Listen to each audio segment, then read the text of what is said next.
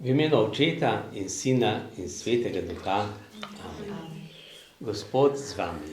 In s tvojim duhom. Tako lepo pozdravljena, družina Kokelj in vsi, ki nas spremljate. Začeli smo s križem, smo izpovedali vero v Boga, Očeta, Sina, Svetega Duha in zdaj bomo zmolili kesanje, prosili Boga, da nam odpusti naše grehe, naše slabosti, da bomo lahko v čisto srce sprejeli Božjo besedo. Moj Bog, Žal mi je, da sem grešil in žalil tebe, ki si moj najboljši oče. Trdno sklenem, da se bom poboljšal. Pomagaj mi s svojo milostjo. Amen. Tako, zdaj pa prosimo še Svetega Duha, da bi nas razsvetlil, da bomo razumeli to besedo in jo znali v življenju tudi uresničiti. Pa zmolimo Oče naš in zdravo Marijo. Oče naš, ki si v nebesih, posvečeno bodi tvoje ime, pridi k nam tvoje kraljestvo, zgodi se tvoja volja, kakor v nebesih, tako na zemlji. Daj nam danes naš vsakdanji kruh in odpusti nam naše dolge, kakor tudi mi odpuščamo svojim dolžnikom, in ne vpelji nas v skušnjavo, temveč reši nas hudega. Zdrava Marija, milosti polna, Gospod je s teboj, blagoslovljena si med ženami in blagoslovljen je sad tvojega telesa, Jezus. Sveta Marija, Mati Božja, prosi za nas grešnike, zdaj in ob naši smrtni uri. Amen. Slava Očetu in Sinu in Svetemu Duhu, Kakor je bilo v začetku, tako zdaj in vselej in vekomaj. v imenu Očeta in Sina in Svetega Duha.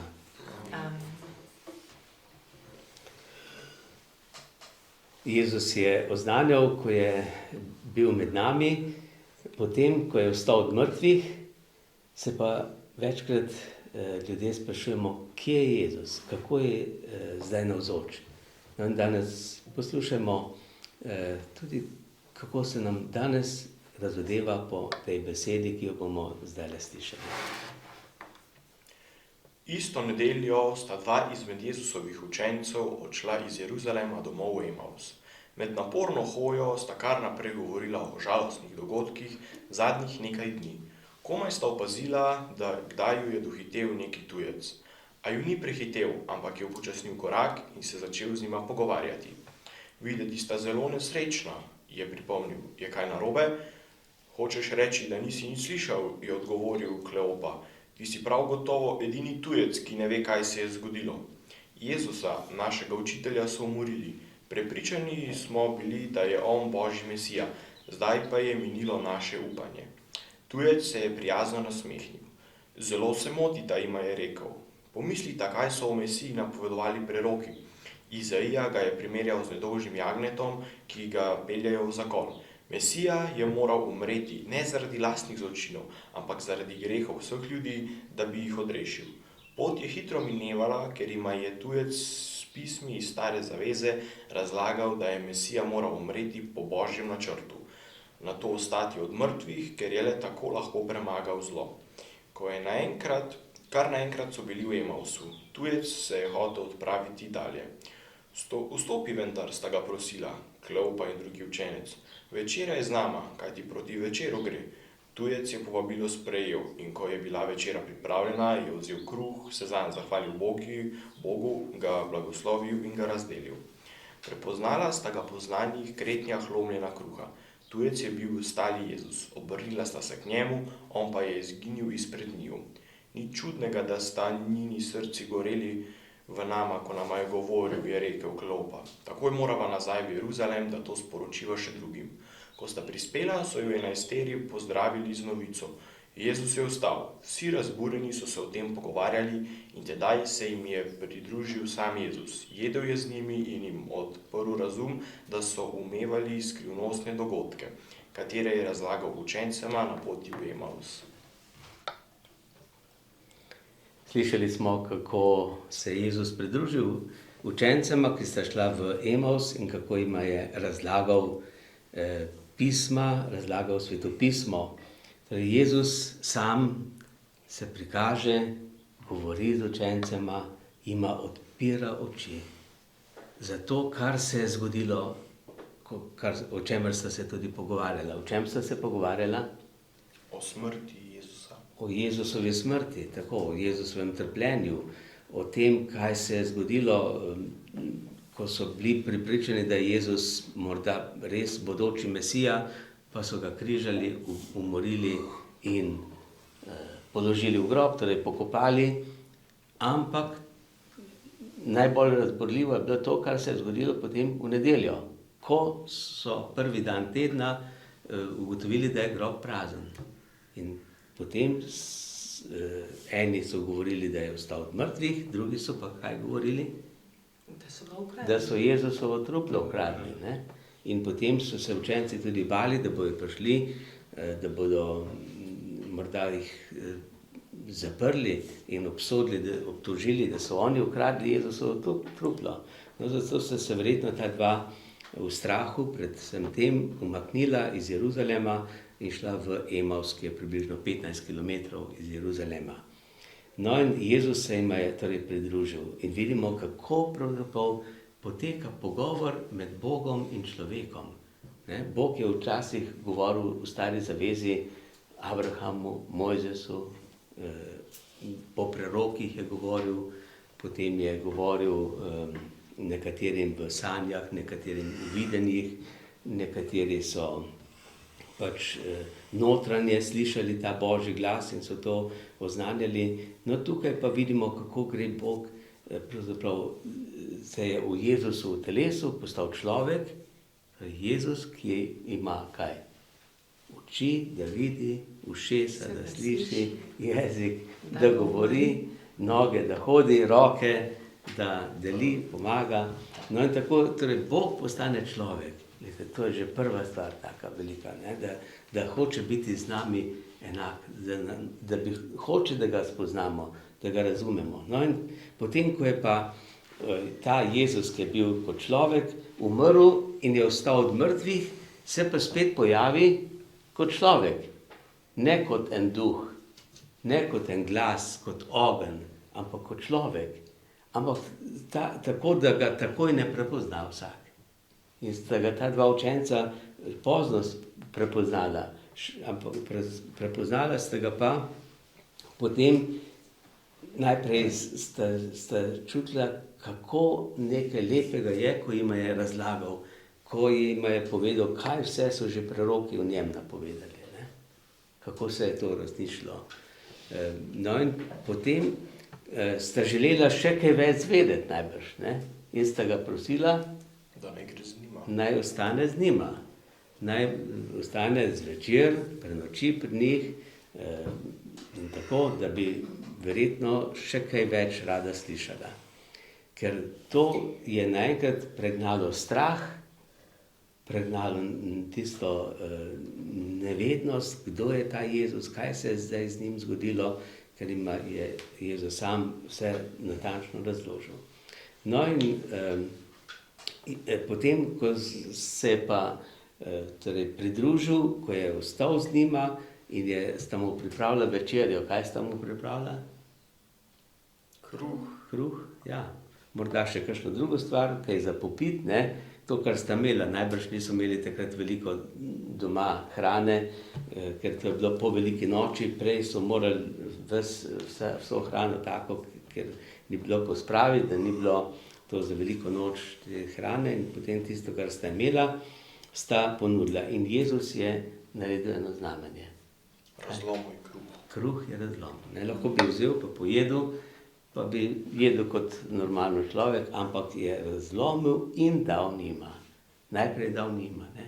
Zato s tem je Jezus naredil podobno, kot je naredil pri zadnji večerji. Ja.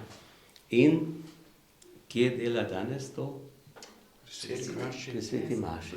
Pri sveti maši razlomi, sicer duhovnik zdaj razlomi samo eno hostijo, veliko, druge so že pripravljene, če bi bilo pa mogoče, bi bilo pa lepo, da bi razlomili še več kosti. Vse kosti. Da bi recimo imeli večjo hostijo, pa razdelili na 20 ali pa 30 delov, ne? In bi vsak dobil en del, tako da se še bolj pokaže, da smo vsi deležni enega kruha, enega telesa, istega telesa Jezusa Kristusa. No in takrat so se jima pa odprle oči, takrat sta ga pa spoznala. No in tako se tudi nam odpirajo oči, ne? Če delimo kruh. Deliti kruh pa pomeni ljubiti nekoga. Ne? Tistemu daš kruh, ki ga imaš rad. Ne? Zato Jezus naredi to znamenje že pri zadnji večerji, da kruh pomeni da svoje življenje. In Jezus je rekel, nihče nima večje ljubezni kot tisti, ki da življenje za svoje prijatelje. In Jezus je dal to življenje tudi za nas na Veliki petek. In tisti, ki da življenje, dobi življenje. Kdor da, dobi. Ne?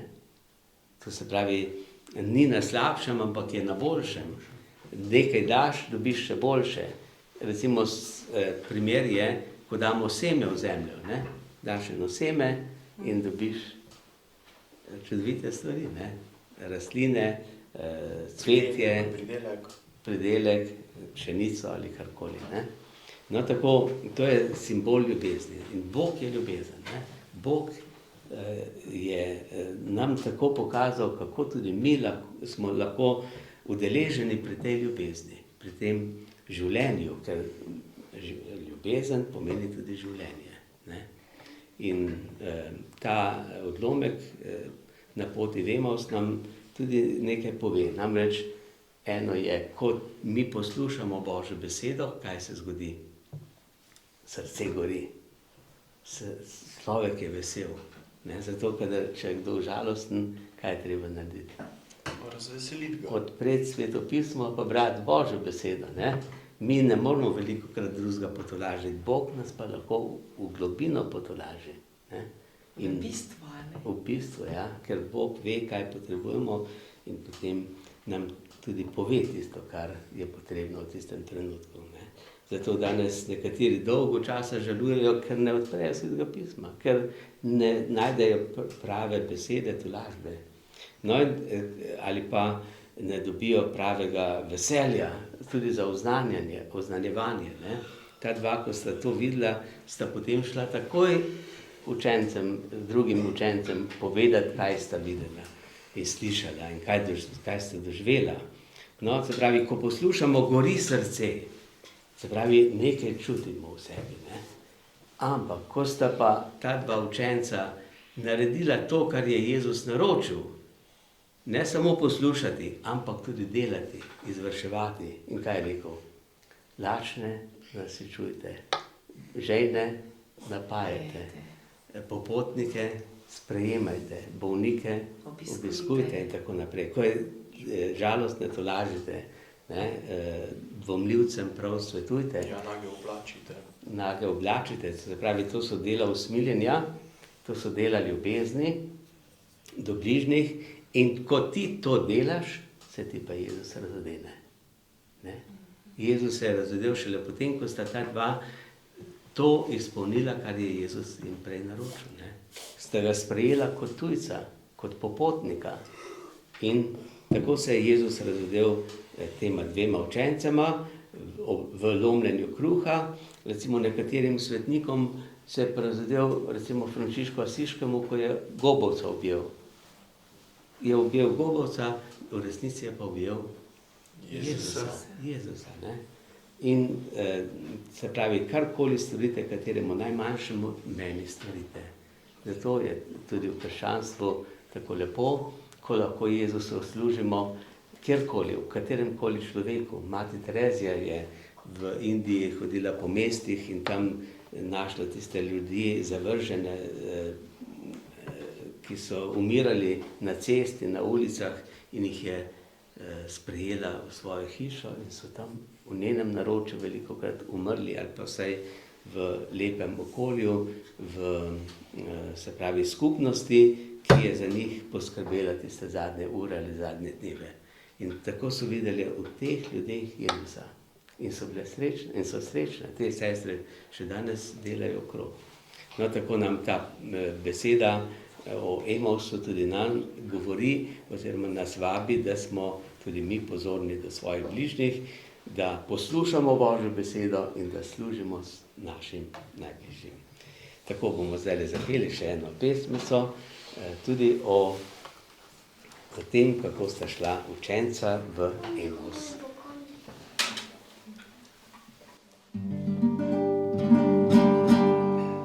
Sta šla učenca po cesti v Emaus, otožna, žalostna.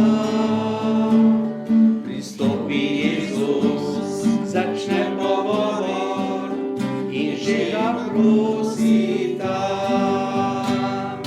Bodi pri nas, ker se že mrači, bodi pri nas, Gospod. Bodi pri nas, da nagiba se v noč, bodi pri nas, Gospod. Bodi pri nas, ker se že mrači, bodi pri nas, Gospod. Bodi pri nas, da nagiba se v noč, bodi pri nas, Gospod. Kamnita cesta v življenju našem, speljana je v nebu, da ne omaga korak na poti, prosimo Jezusa. Bodi pri nas, ker se že mrači, bodi pri nas, Gospod. Bodi pri nas, da nagiba se v noč, bodi pri nas, Gospod. Bodi pri nas, ker se že mrači, bodi pri nas, Gospod.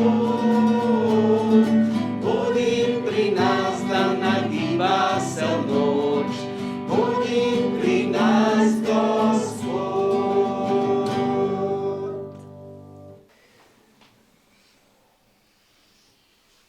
Zmolimo sedaj še sveti angel in zaključimo z blagoslovom.